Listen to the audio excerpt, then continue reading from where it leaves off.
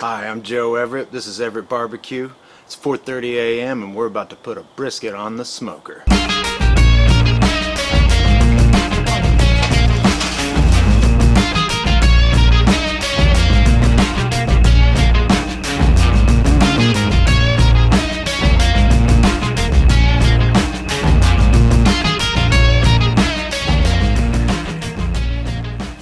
Alright, this is the Packer brisket.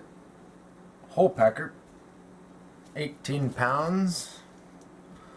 Don't know if this is focusing. Clearly this is, it won't be all 18 pounds when we get done with the trimming, but we have quite a bit of work to do.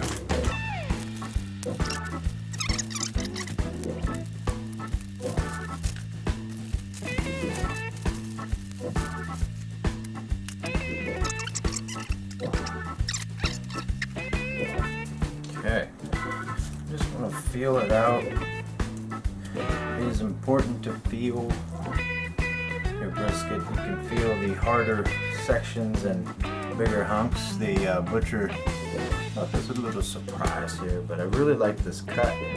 It appears to be a large piece of pointless one.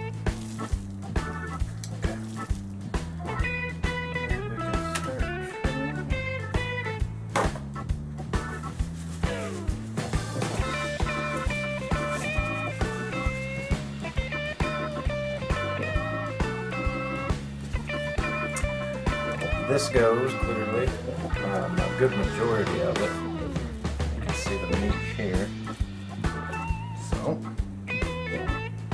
just going to basically take this off because it will not smoke well.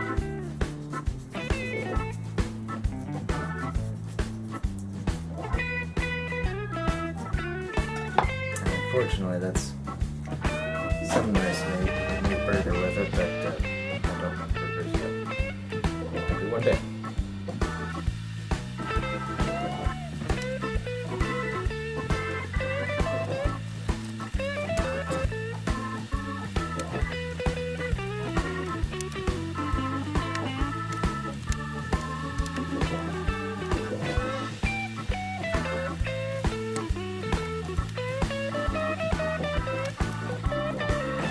Basically, you can leave some of these shiners on the point side. I'm not as concerned with the fat on this side as I am on the flat side, the FLAT side. Like at this point, we're popping flaps and ripping them up, meaning popping a flap, just trying to rip them up.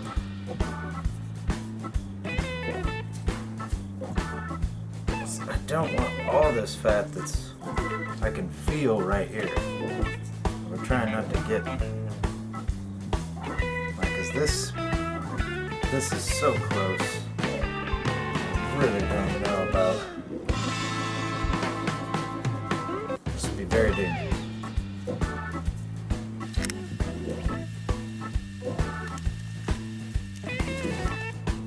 Yeah, this band of fat here is definitely, it just has to go. Sometimes good meat, it really will just start separating on its own here.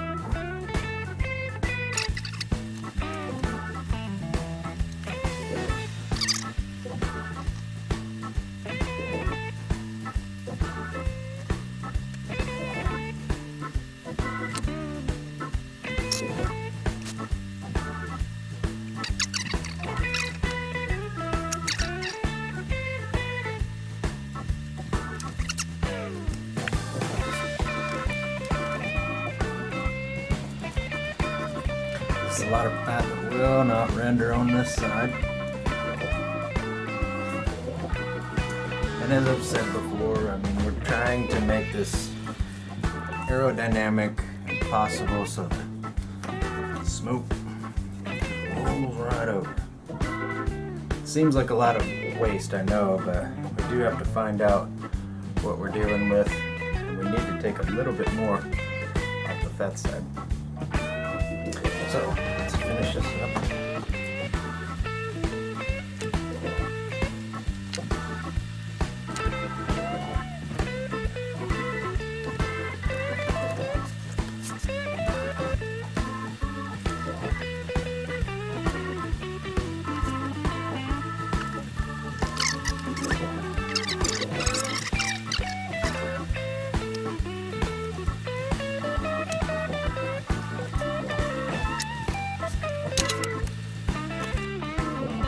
Okay, we're injecting. I'm going to use a combination of good old-fashioned beef broth and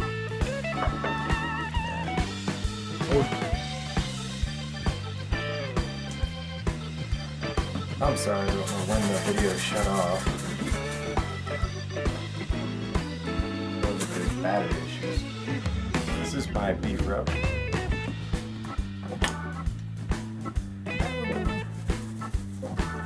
Season the heck out of this brisket because it needs a hell of a seasoning. Dirty hand, clean hand.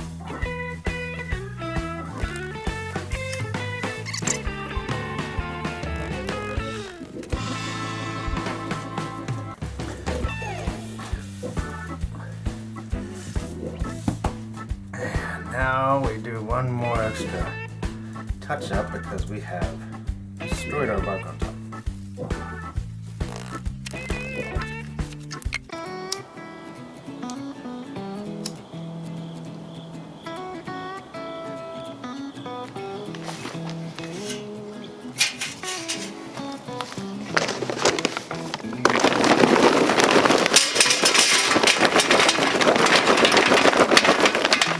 All right, we're back at it. And you already know we're smoking with hickory.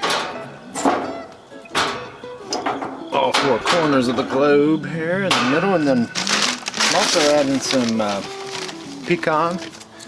I don't know how many people like to say it that way. 5 hickory, 4 pecan. Actually, make that.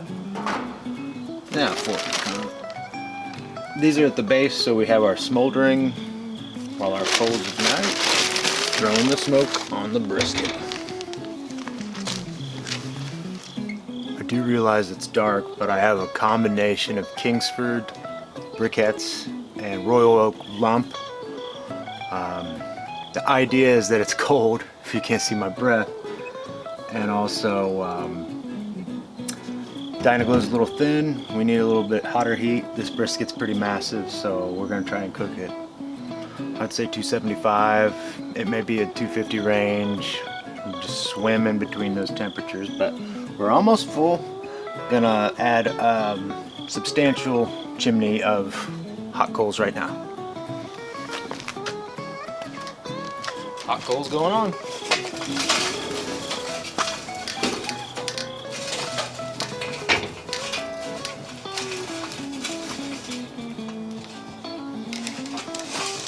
Oh yeah.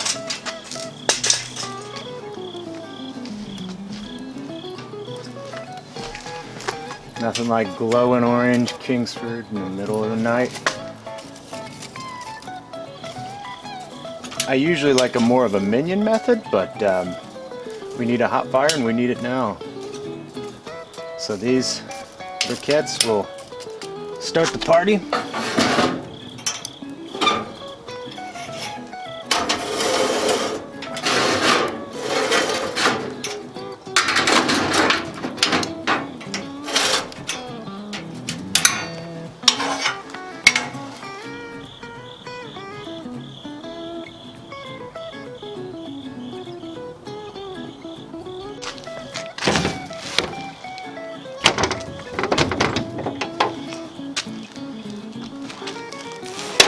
There we go, friends.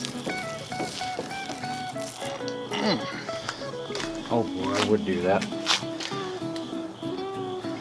Hope y'all can see this at home. I of course wanted to put it in point facing the flame. That should do her.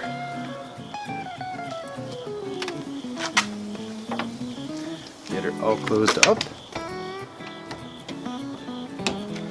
And we are in for the long haul. Certainly, that is a 16 pounder we trimmed down, or 18 pounder, excuse me. We trimmed down to, had to be at least 15 pounds, but okay. You can see we're just above 250 on our cook. We're only an hour in. I'm not gonna mess with the firebox or open the cooking chamber, of course. I just wanted to check in because September's almost over. It's getting a lot colder, so you're gonna have to be a lot more observant on your temps. I know it's just the old cheapo analog, you know, but mind your fires, especially on cookers like this. The metal's a little thin, so once this weather kicks down, we got to be a lot more watchful. And it's the trade-off, you know, now that it's clearance season and we can waltz through all our hardware stores and regular stores and get deals. It's kind of like Christmas. The only downside is the temps are dropping, opportunities are dwindling to get outside and throw some smoke in the air. So just be mindful of the temps. But the old DynaGlo, she's not doing too bad for a brisk September morning.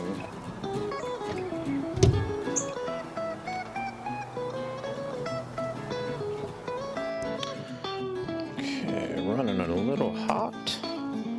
Perfect time to open this door and check our beautiful brisket. Oh my goodness gracious.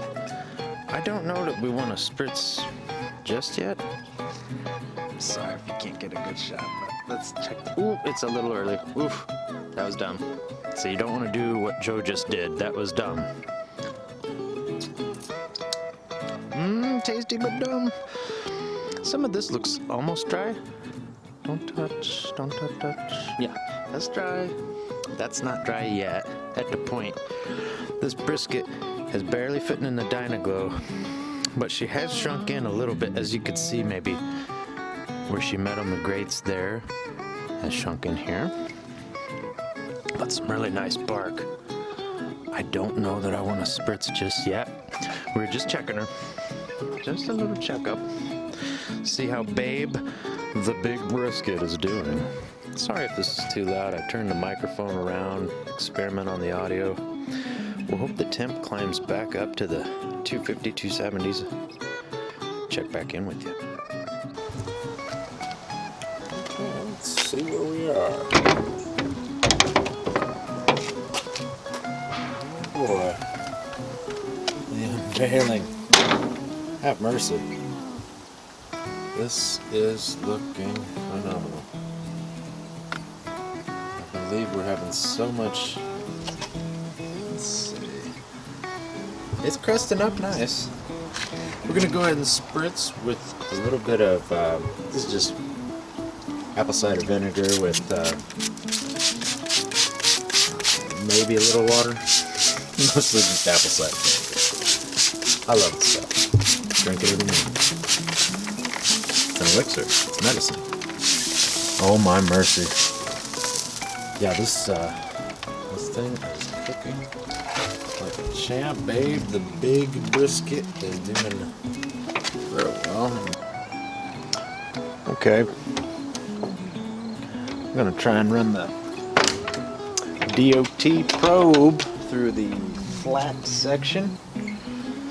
The point, pretty much, you can do what you want with it. It'll be just fine. But we do want to get the flat section exacting. Scooch that over here. And just, I think in the bulk of the join here. Hopefully that's not... Ha! We are already at 173. Wow. This brisket has really been cruising along. So afraid we might be a little advanced. So we'll, I don't know if we can set, I'd like to take a look at 185. Right now the bark's not where I'd like it. We're shooting for something pretty dark today. I mean, it's autumn, it's college football, and I want it pretty barky. So, get this back up to temp and be right back with you. That 180. Let's see.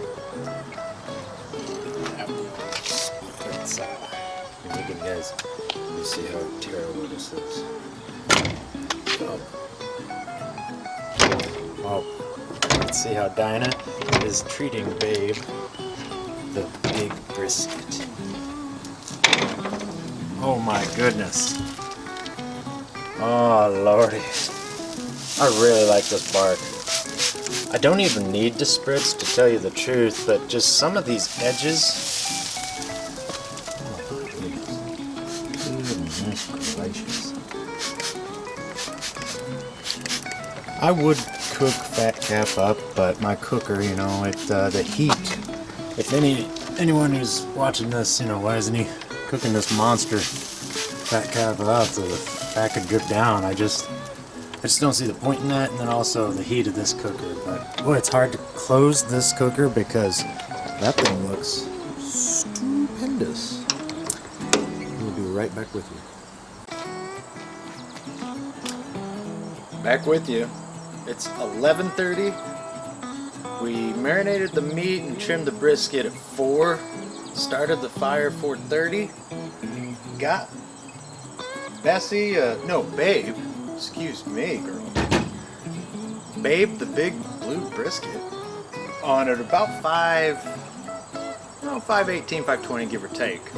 So, if I haven't stressed this before and you didn't already know, if you're getting ready to cook a brisket, carve out a big chunk of time in your whole day. Just spend all day, because brisket can take a really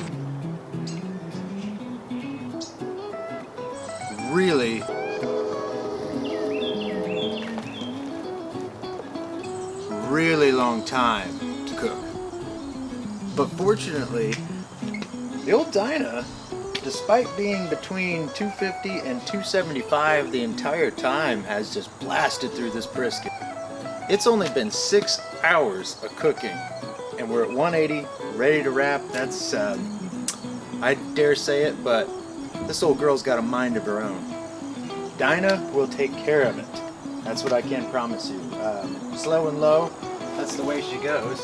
Big surprise, I forgot to shut the lower lid. Back with you when we're ready to wrap.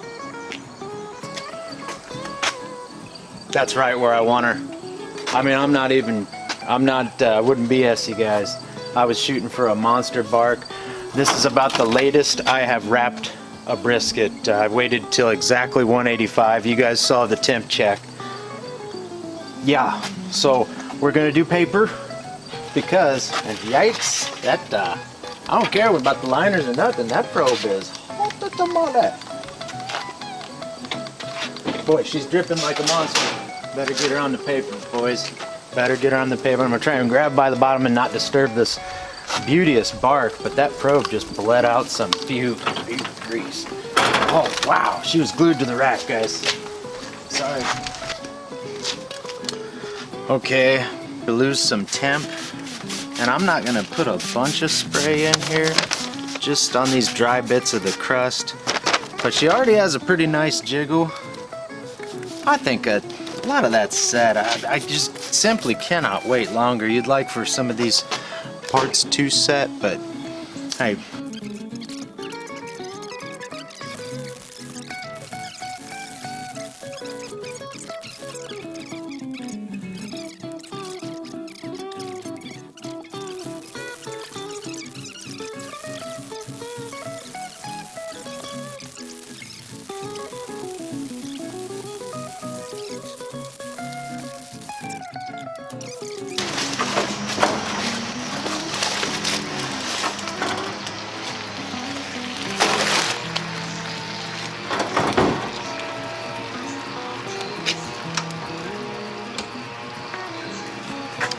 We may have to leave it on the pan for a little bit. She is cooking up a storm.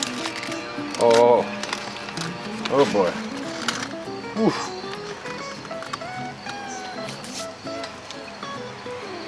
There. Let's see how she's probing here. Oh Lord. Yeah, there's still parts of this flat that are just... They're gonna slice very well.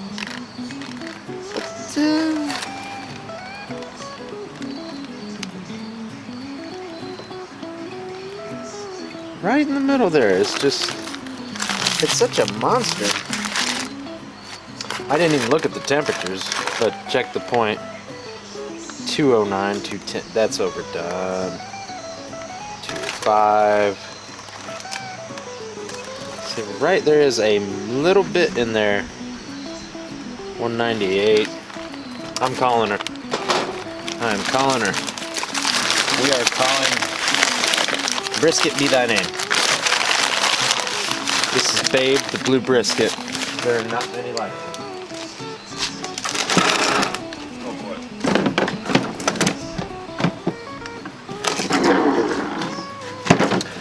I use a cooler.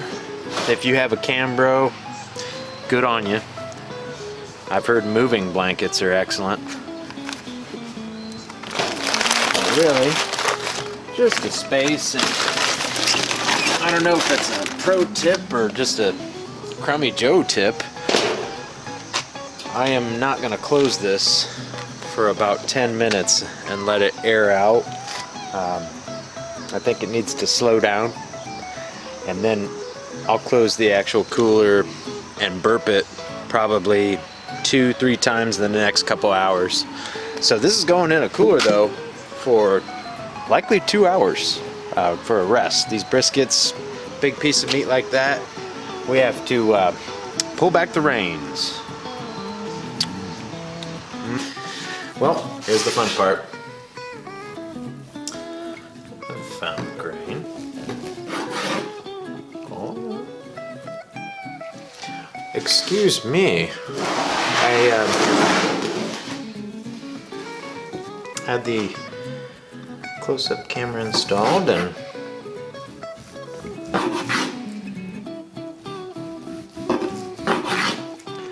the flat, I like where it's at.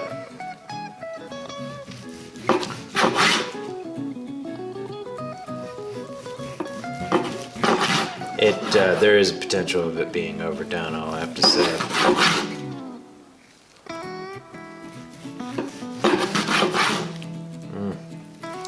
It's slicing really nice. I'm gonna try and... It's a much larger flat piece than I had assumed. I honestly looked at the thing and thought we were dealing with more point.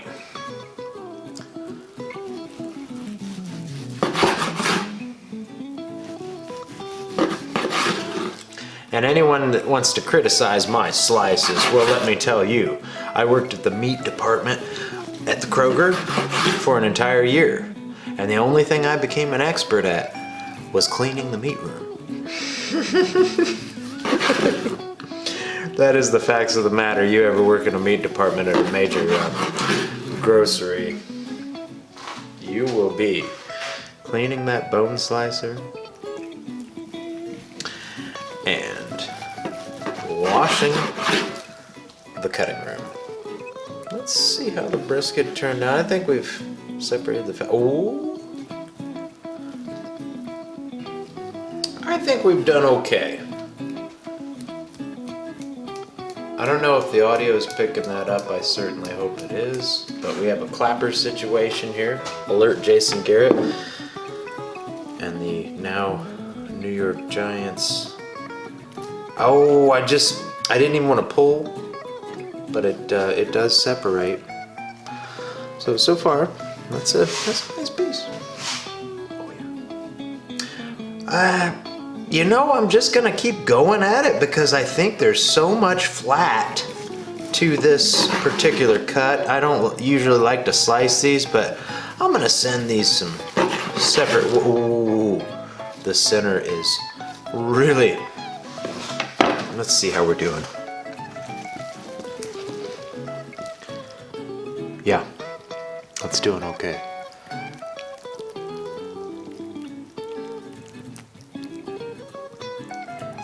really nice. I think it may be time to stop. There's a significant point of, I shouldn't say point, but a part of flat that really needs to be still sliced, even though it sacrifices the point. This is the part where most sane people just separate the two pieces of meat. But at this part, you know, I think I will. I think we're just gonna start. It may be early, it may not be. It may be that old Joe don't care and wants some burn ends pronto. 2 hours of waiting? I mean, it has now been. Shoot line. Oh, for those people out there that maybe say, oh, I don't like brisket. Brisket isn't for me. 3, 2, 1. Brisket's for America. Oh my goodness gracious. How about that?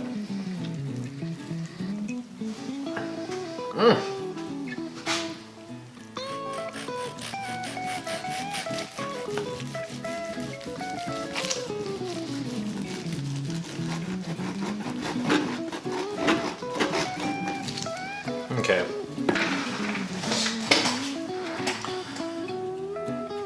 My meal of brisket, I'm gonna put this down in one sitting. Oh no. I'm having the fatty. I'm having the burn end. What I've been waiting for, what I've been cooking for first. Why wouldn't any pit master? Hopefully that's coming through in the close up.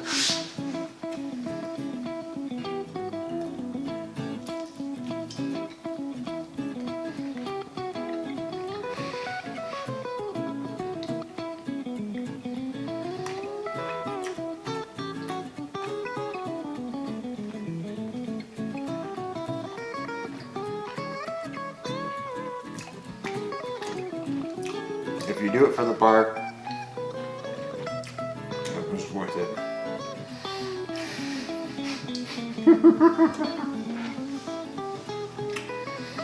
The reemergence of the brisket bandito.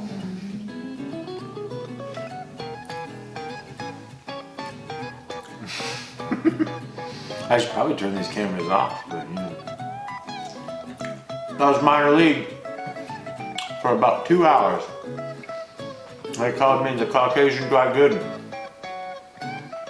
A lot of people don't know.